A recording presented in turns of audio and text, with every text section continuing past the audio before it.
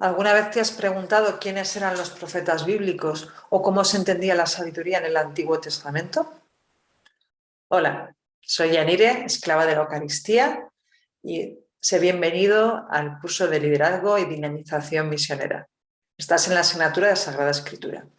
Y en este vídeo te vamos a presentar globalmente cuáles son los libros proféticos, qué idea de profeta se tiene en el Antiguo Testamento, en la Escritura, y cómo se entendía la sabiduría y cuáles son los libros sapienciales.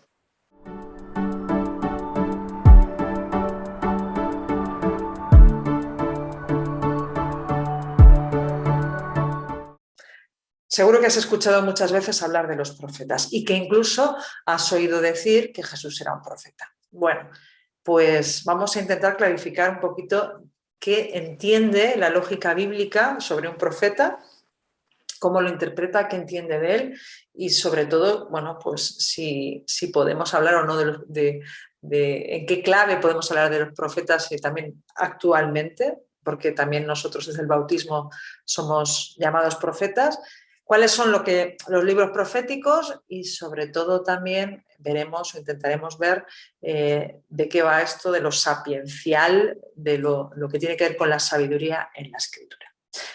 Vamos adelante. La lógica bíblica, para nosotros profetas, alguien a veces que lee el futuro, ¿no? Que nos imaginamos así, alguien que como si sacara la bolita de cristal, o alguien que dice algo muy evidente, le decimos hasta luego profeta, ¿no? Si hubieras hecho gran esfuerzo. En la lógica bíblica no tiene nada que ver con leer el futuro o ver el futuro. Por más que los cristianos, al interpretar muchos de los oráculos y de los textos proféticos antiguos desde la perspectiva de Jesús, pues lo hayamos entendido como que anunciaban o que hablaban de Jesús. Esto no es la lógica bíblica. Los profetas no adivinan el futuro. Es verdad que tiene una intuición especial para ser capaces de ir más allá de lo evidente. Esa es la percepción bíblica del profeta.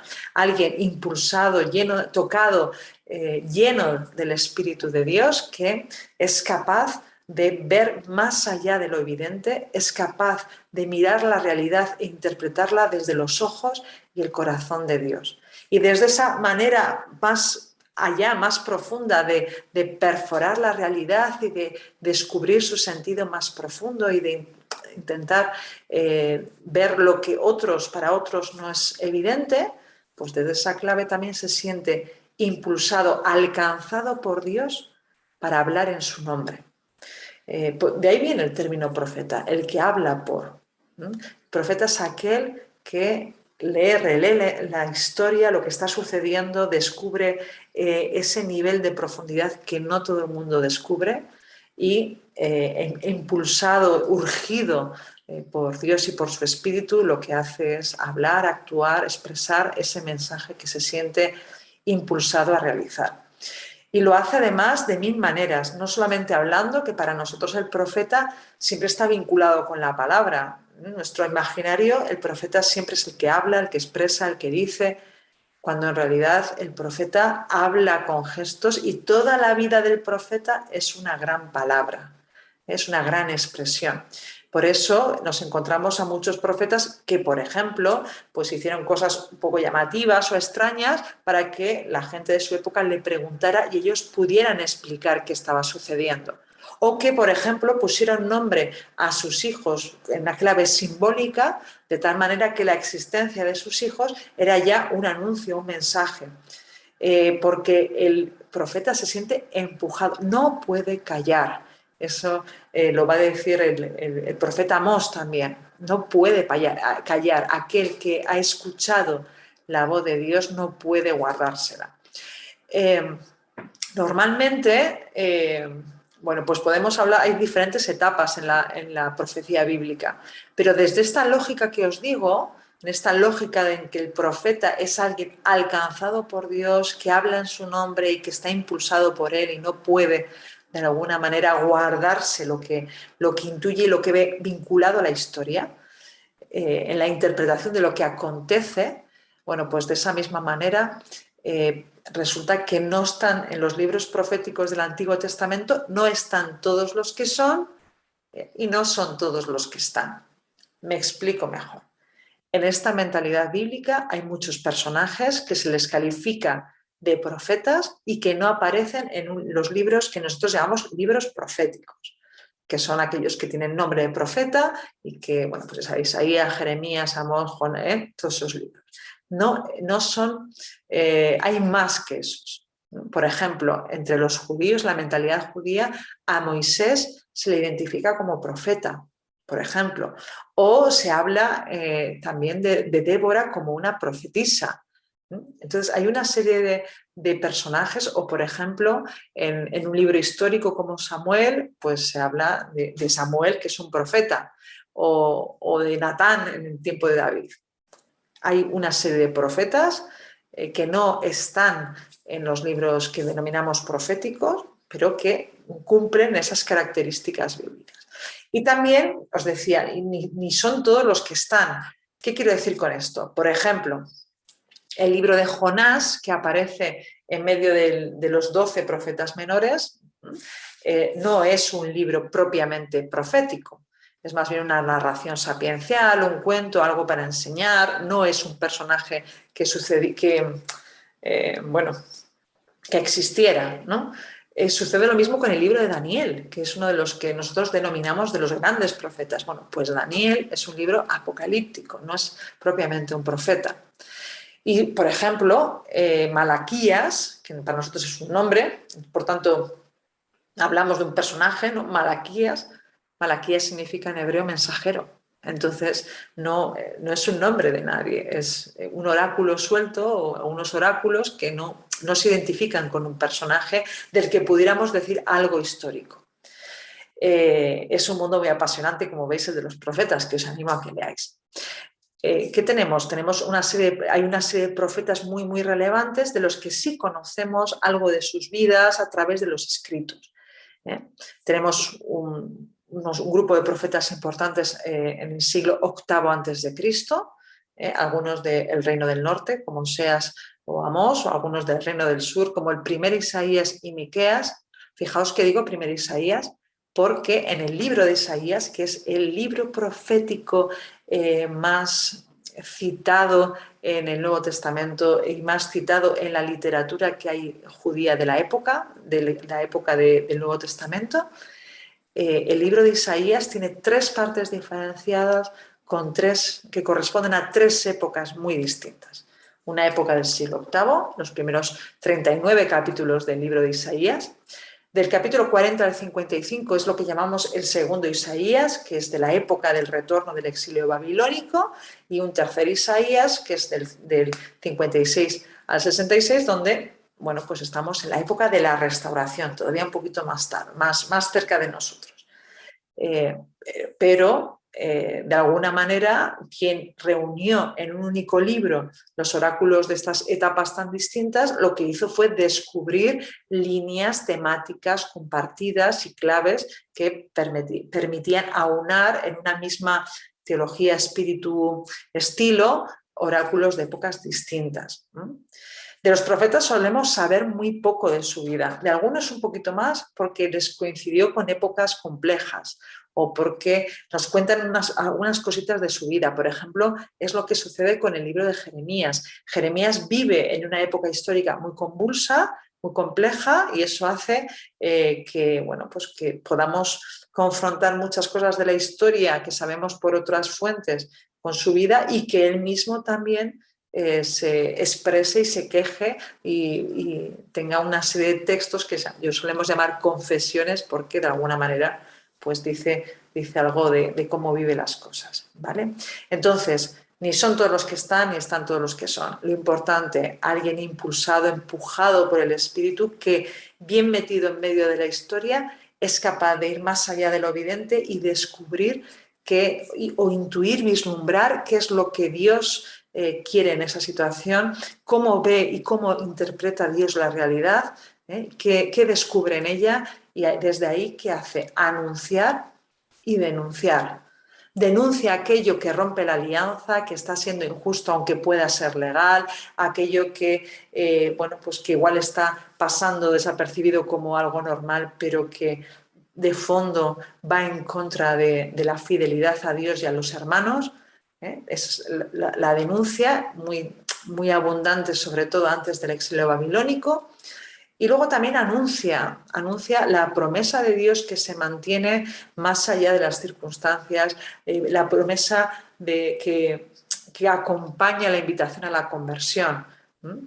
No anuncia al Mesías, como a veces se nos ha contado en las catequesis o así.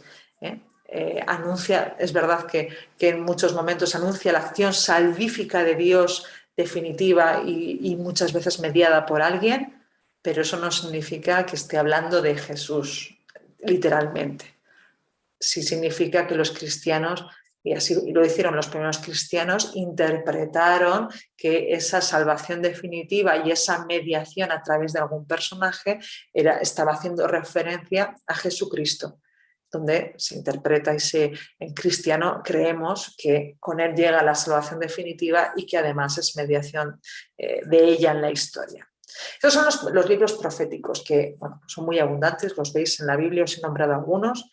Vamos a pasar a los sapienciales, que son bastante menos conocidos. Hay que empezar por un punto de partida. ¿Qué entendemos por sabiduría? Esa es la clave. ¿Qué entendemos por sabiduría? Porque nosotros a veces confundimos sabiduría con conocimiento, con saber muchas cosas o tener un currículum maravilloso. Y la sabiduría en la escritura es saber vivir, saborear la vida, porque conocer tiene que ver con el saborear la existencia, ser feliz, que en la mentalidad bíblica no se entiende de otra manera que ser feliz haciendo lo que Dios quiere. Esa es la clave de la sabiduría. Y además nos encontramos que es una percepción del ser sabio que no se separa de la realidad, sino que donde lo profano y lo religioso, eso que nosotros a veces diferenciamos como de manera muy clara, nuestro funcionar en la vida, nuestra relación con los vecinos, el cómo trabajar, que lo consideramos profano, y luego el mundo religioso lo separamos. En la escritura no.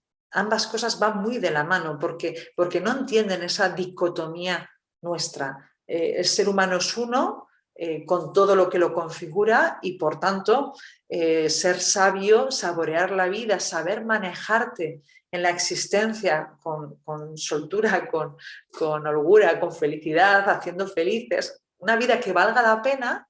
En ese planteamiento tiene que entrar pues lo que nosotros consideraríamos profano y también lo religioso. Van de la mano, no se separan, somos una unidad. ¿Y qué nos vamos a encontrar? Pues hay 5 libros estrictamente sapienciales. ¿Por qué digo estrictamente sapienciales? Porque lo sabio, lo sapiencial, lo que hace referencia a la sabiduría está en todos los libros de la Biblia, en todos. En todos. Cada vez que Jesús nos dice cómo podemos hacer para ser felices, está haciendo una referencia sapiencial, por ejemplo. O si vamos a los salmos y leemos un salmo en el que dice cómo se maneja la vida un justo, como el Salmo primero, es un salmo sapiencial. Pero aunque lo sapiencial salpique todos los libros de la Biblia, tenemos 5 libros que son estrictamente sapienciales y que además responden a cierta evolución sobre cómo entender lo sabio, cómo entender ser sabio en esta vida. Tenemos el libro de los Proverbios, que si no lo habéis visto nunca, vale la pena que le echéis un ojo porque es muy curioso. Es como una especie de el refranero del pueblo de Israel. Es un libro de sabiduría muy antigua, acumulada, igual que nuestros refranes, que son dichos que recogen aspectos de verdad y de nuestra experiencia, muy parciales muchas veces, muy generalistas, con poco detalle. Pues al que madruga Dios la ayuda. Bueno, pues a veces sí, a veces no, pero que tiene un elemento de verdad y que se ha transmitido de generación en generación y se suele expresar de manera corta, concisa, fácil de memorizar. Bueno, pues si vamos al libro de los Proverbios nos vamos a encontrar eso, colecciones de dichos, de refranes que recogen una sabiduría de fondo, pero que todavía, bueno, pues son muy antiguos y tienen ese valor, pero son un poco generales, un poco simples en ese sentido. ¿Por qué? Pues porque identifican al justo con el bueno, perdón, al justo con el bueno, no, al sabio con el justo, al necio con el injusto y sobre todo, ¿por qué digo que son muy simples? Porque, bueno, aparte de dividir así a los seres humanos, que somos más complejos, ¿verdad? Y todos tenemos necio y sabio mezclado, aparte de eso, entienden que Dios premia en esta vida a los justos y a los justos les va bien siempre, a los que no son sabios les va siempre mal. Y creo que todos nosotros hemos experimentado que eso no se suele cumplir siempre o pocas veces. Dicho esto, luego tenemos dos libros que se hacen un cuestionamiento precisamente de esta identificación sabio justo o sobre todo de lo que se llama la teoría de la retribución, es decir, que si eres bueno te va a ir bien y Dios te va a premiar en esta vida porque todavía no creen en la resurrección, y que son el libro de Job y el libro de Eclesiastés o Cogelet. El libro de Job lo que se hace es la pregunta sobre el sufrimiento del inocente. ¿Qué sentido tiene que al inocente, al justo, al bueno le vaya mal y le vengan todas las penas, ¿no? Y cómo se casa eso con la experiencia creyente de que Dios es bueno. Y lo va a hacer con una historia que seguro que habéis oído hablar de Job y su paciencia, pero su paciencia es en los 2 primeros capítulos.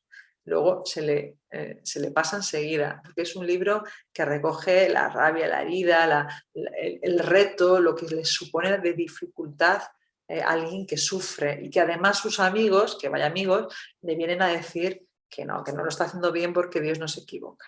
Bueno, pues el libro de Job trata esta cuestión del sufrimiento del inocente. El libro de Eclesiastés va por ahí también porque cuestiona eso de que a los buenos les va bien, pero lo hace a partir de algo más general. Lo hace desde la propia experiencia de alguien que ya ha vivido muchos años y que, bueno, pues se da cuenta de que muchas de las cosas por las que se ha esforzado mucho no son más que vanidad de vanidades, todo vanidad. Esa es una frase que va a ir repitiendo el libro de Eclesiastés y donde además plantea eso, que no todo el mundo le va bien, que ha visto necios que le van fenomenal y personas sabias que le va fatal y eso forma parte de su experiencia. Y al final concluye de alguna manera, no al final, sino que va presentando su reflexión para decir lo que vale la pena es vivir el ahora, disfrutar el ahora, apasionarte con el ahora, porque ahí es donde Dios te premia. Es donde Dios te premia, porque la muerte nos iguala a todos. Recordad que aún no creen en la resurrección. Y luego tenemos, después de ese pequeño paso de evolución en la reflexión, donde la teoría de la retribución se quiebra o se cuestiona, tenemos dos libros más cercanos a nosotros todavía, es decir, más tardíos, pero claro, estamos antes de Cristo, así que son más cercanos a nosotros, que son el libro de la sabiduría y el libro del eclesiástico o Ben Sirá o Sirácida. La encontraréis de esas 3 maneras porque tiene todos esos nombres puestos, ¿no? Una de las cosas curiosas es que estos libros, los dos, están escritos en griego o los tenemos en griego, aunque el libro del eclesiástico originariamente se escribió en hebreo y se tradujo al griego, pero solamente tenemos la traducción. Se han encontrado en la arqueología algunos trozos, algunos textos, partes del libro, pero no el libro entero. Bueno, ¿qué le pasa al libro de la sabiduría? El libro de la sabiduría es probablemente el mejor ejemplo de inculturación.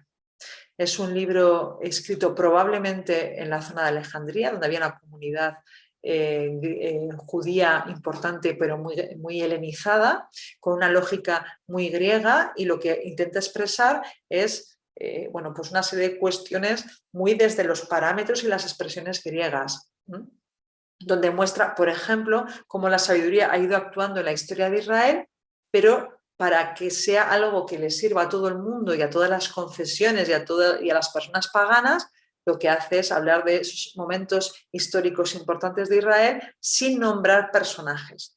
De tal manera que alguien que lo escucha, o nosotros si lo escuchamos o lo leemos, sabemos a qué se refiere, pero a alguien que no conozca la historia de Israel le sirve el ejemplo igual, independientemente de no conocerlo. Frente a ese ejemplo de inculturación, curiosamente, está el Sirácida o Ben Sirá, que lo que hace es presentar o plantear cómo la sabiduría ha puesto su tienda, y fijaos que esa expresión os sonará al Evangelio de Juan, porque Juan lo va a retomar y a interpretar precisamente aplicado a Jesucristo en su prólogo, en el Evangelio de Juan, pues la sabiduría pone su tienda en medio de Israel, porque identifica la sabiduría con la ley. En el vídeo anterior os comenté que la ley se entendía como la voluntad de Dios, no solamente como la Torá, los 5 libros, sino como la voluntad de Dios. Bueno, pues el libro de Sirácida, de Jesús ben Sirá, que es el único de los libros bíblicos que conocemos el autor, bueno, pues plantea eso, que la sabiduría habita en medio del pueblo y que además, bueno, pues tiene mucho que ver con Dios porque es un don de Dios. Eso también lo plantea el libro de sabiduría. Os invito a acercaros a esos textos bíblicos, a leerlo y a saborearlo, porque todos y cada uno seguimos invitados y queriendo buscar la felicidad y buscando la sabiduría en lo cotidiano. Así que ánimo con esa lectura.